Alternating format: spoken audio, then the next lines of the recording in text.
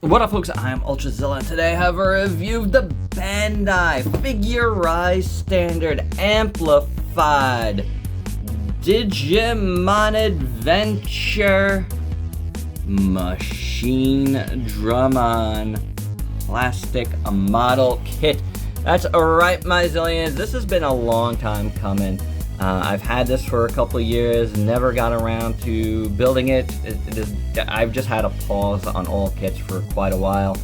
And I finally decided, you know what, I'm gonna do this one because Ultrazilla Jr. has been really getting into Digimon lately, and you know, it was just the right time. You know, I wasn't feeling so hot for a while, and I just didn't feel like doing a lot. I just want to chill and do a kit.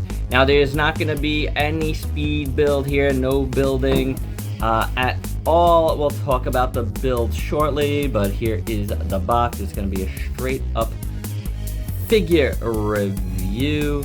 And it's only the top part of the box. The bottom is just... Why? And I only saved this just to do this opening, which has some really beautiful art. But without any further ado, let's get this review.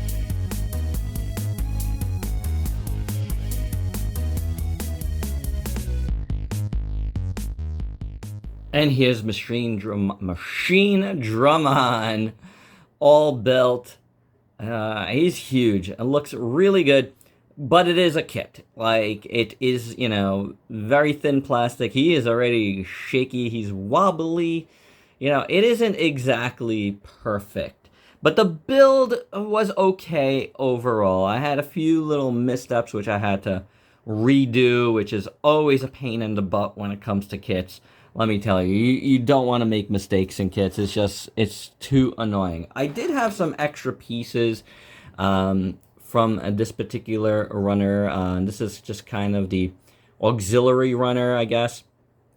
But there was a bunch of pieces here, and I couldn't even find any place on the directions form. I looked at it a bunch of times, and I just didn't find anything. If you guys have built this kit, and this one fell off one of these pieces that's just been around. And you can let me know if this was something that I just completely missed and where. That would be awesome. Maybe it has something to do with stability. Maybe it has like something to do with attaching it to a stand. That's always possible. But I'm not 100% sure. Again, I couldn't find it in the directions. I went through the directions. I thought pretty carefully. There's nothing outwardly that appears missing here, so I don't know. Sometimes kits come with extra pieces. I know Legos come with a ton of extra pieces, so maybe it's a case of that, but I'm not sure. You guys can let me know down below. Thanks. Anyway, let's bring this guy in. He is tremendous, like I said. He's really, really cool. You know, he could use paint, or it comes with some stickers, which I never apply stickers well. He's got stickers in these like skull knees. Some are applied better than others. I think outwardly that might be the only place where there is stickers, but I could be wrong. I could be forgetting, but I don't think so. There's a lot of It's interesting. There's a lot of stickers behind some of these little red pieces. Metallic stickers, I guess, just to give them more of a shine. I wish that would have worked better for the eyes, though, because the eyes don't really... There's red in the eyes, but I feel like the stickers behind it, like, darken them too much. So, I don't know if you can see it, but there is definitely red in those eyes on both sides. Very hard to tell, but it is there. So there's that. Then you got the red translucent plastic there, which looks pretty good. I guess we'll do the head sculpt first. And it's really, really good. Like a nice sculpt. Yes, there's little sprue marks here and there, but I'm not the best with that. I don't care about sanding stuff down. But I like the shape overall. It's pretty good.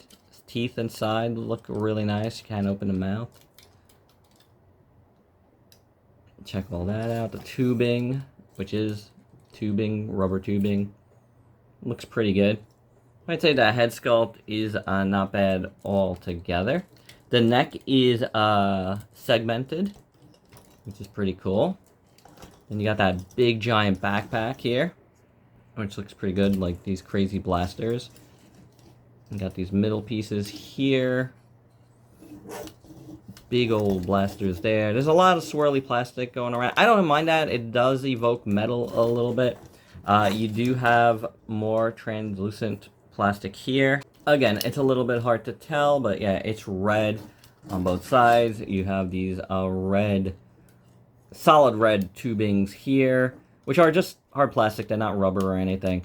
And they do feel like they come out a little bit easy.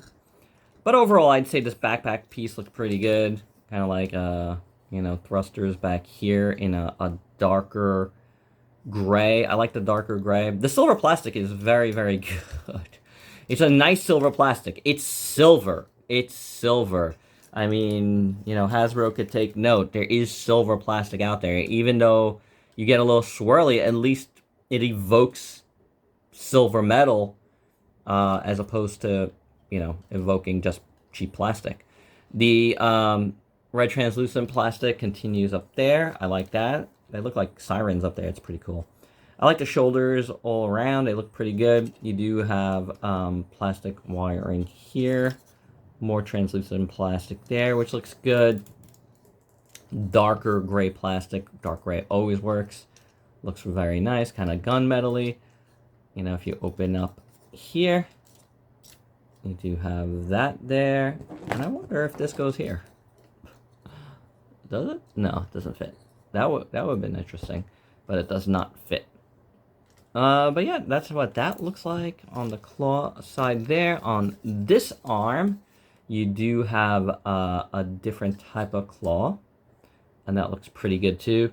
More translucent red plastic there, which looks really good. I like that. I like how that all looks. And then you got, you know, the bottom of the neck there looking pretty good. Chest looks pretty decent. The chest does open up, Optimus Prime style. You know, and then you got some blasters there. I don't know if they're blasters. I don't know enough about them. I just know I like the look of the character. Then you got red and blue and silver tubing in the middle, which looks fantastic.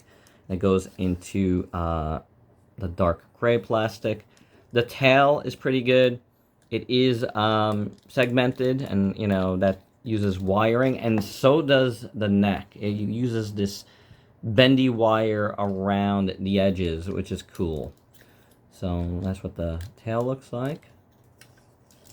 It's pretty good. Krajiji piece. It's got like, you know, grating there. See what the bottom looks like. There's a little hatch here, which is you know, where you would stick a stand. So maybe those pieces aren't for that. Then you got those crazy skull knees with the really bad stickers, at least badly applied. I'll admit that. The top of the legs look pretty decent. The bottom of the legs looks pretty decent. You got the plastic tubing there. And you got the gray plastic down here at the foot. The toes look pretty good. I like how this piece looks in here. I like this piece that goes around here. Reminds me of that 93 Mechagodzilla poster Mechagodzilla. You know what I'm talking about? And obviously this guy is very Mechagodzilla all around. And that's why I've always been attracted to Machine Dramon. This is what the bottom of the feet look like. They look really good. And yeah, guys, I would say Machine Dramon looks really good. You know, someone, you know, with time to customize is gonna, I'm sure there's plenty photos and videos of this guy looking absolutely excellent. Because at the base mode, I think it looks pretty good here. I don't know if I'll be doing anything to it. I wouldn't mind, you know, getting some like black wash on the silver. You know what I'm saying? Make them dirty looking. I think that would be kind of cool. But I just never have the time for that stuff. But you never know. I always say, you know, you never know what you'll see on here. You know, what one day I might do. Because, hey, I haven't done a kit in quite a while either, and I ended up doing this one, so, you know? You never know, guys. There might be a Fixzilla where I, you know, try to do something with this, but it does look really good. Again, it's a model kit, you know? It's got that model kit plastic, and he does tend to feel a little wobbly. Like, you know, this upper body part is only held by like one peg. So that comes out pretty easy. And thankfully, like, his normal stance is like this, and he doesn't stand up straight because there's no way he'd be able to hold his weight with all this forward facing stuff. So I'm thankful that his normal position is crouched like this. Because, you know what? It looks pretty good. It does. And as for articulation on this guy, it is quite a bit. The mouth opens and closes, as you saw. Probably could open it more. Yeah, like so. And then the top of the head moves. Pretty good. The neck moves. It's got a bunch of segments. Oh, this ear thing. These ear things look really good. I don't think I mentioned that, but they do kind of tend to pop out a bit. Well, when you're moving and it bangs into stuff. So, like this big backpack. Which also does move. We'll move on to that. It's pretty good. So you do have big joints there. So you can move it around. Which is pretty great, honestly. The shoulders have ratchets. This way. Soft ratchets. But you have them both ways, which is great.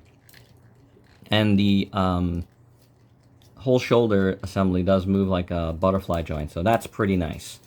Then, like I said, in the body here, you do have a joint, but it's just pegged in from the back. So while you get tilt and you get up and down, you know, it can be a little weird. The swivel at the waist also is nice. And then the soft ratchets at the legs are good. Going back and forth. I don't know if you can hear them, but you could definitely see them. There's also ratchets going this way at the thigh, which is good. Double jointed knee, which works really, really well. The mouth opens and closes on that skull. Or, you know, whatever Digimon that is. I don't know. I'm just saying skull. But it works really nicely. The ankle is pretty incredible. Really, really deep. And you need it for the crotch. Crouch! Oh my gosh, what is happening to me today? Have a laugh, guys, because I am. The foot has maneuverability there. And the toes individually open and close. You saw that these move. I didn't do the rest of the arms, but that came out. It does move back and forth. When you do move it, you do feel ratchets. Obviously, you can see the ratchets here at the elbow. It's just a single joint, but it works really well. This swivels as well. On this side, you also get swivel there at the elbow. But this elbow is double jointed, which is cool. I don't think this one is. Oh, one of the things came out. It might be. No, I don't think it is.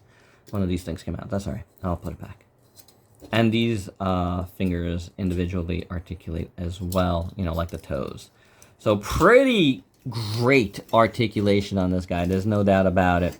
For your size comparisons, first up here is the Machine Dramon with those three, although there was like some color variants out there too. But these are the only three actual sculpts that Bandai did of this Digimon. I think it was called Dynamotion.